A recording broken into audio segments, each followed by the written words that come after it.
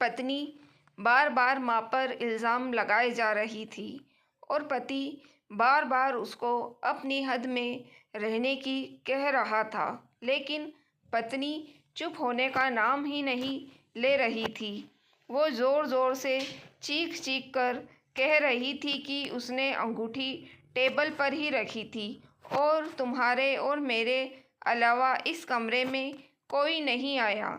अंगूठी हो ना हो, माँ जी ने ही उठाई है। बात जब पति के बर्दाश्त के बाहर हो गई तो उसने पत्नी के गाल पर एक ज़ोरदार तमाचा दे मारा। अभी 3 महीने पहले ही तो शादी हुई थी। पत्नी से तमाचा सहन नहीं हुआ। वह घर छोड़कर जाने लगी और जाते जाते पति से एक सवाल पूछा कि तुमको अपनी माँ पर इतना विश्वास क्यों है।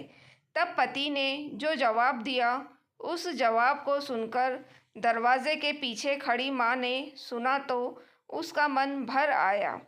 पति ने पत्नी को बताया कि जब वह छोटा था तब उसके पिताजी गुजर गए। माँ मोहल्ले के घरों में झाड़ू पोछा लगाकर जो कमा पाती थी उससे एक वक्त का खाना आता था।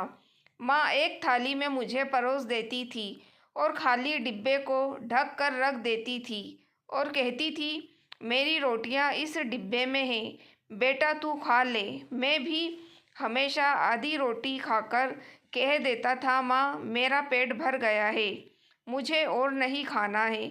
माँ ने मुझे मेरी झूठी आधी रोटी खाकर मुझे पाला पोसा और बड़ा किया है। आज मैं 2 रोटी कमाने लायक हो गया हूँ, लेकिन यह कैसे भूल सकता हूँ कि माँ ने उम्र के उस पड़ाव पर अपनी इच्छाओं को मारा है।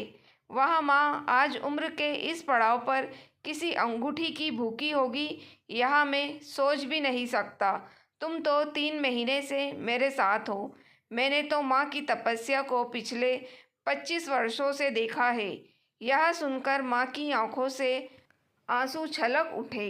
वह समझ नहीं पा रही थी कि बेटा उसकी आधी रोटी का कर्ज चुका रहा है या वह बेटे की आधी रोटी का कर्ज। माँ, अब मैं और क्या बोलूँ। दोस्तों, अगर आपको कहानी पसंद आई है तो लाइक और कमेंट करके ज़रूर बताइएगा। मेरी कहानी को शेयर करना ना भूलिएगा।